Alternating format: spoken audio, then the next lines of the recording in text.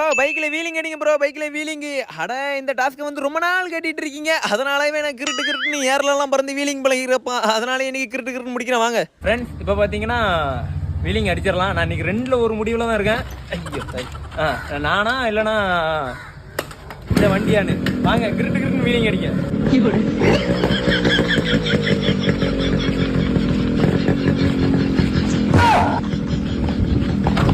இப்போ பார்த்தீங்கன்னா இப்போ இங்கேருந்து இங்கே வர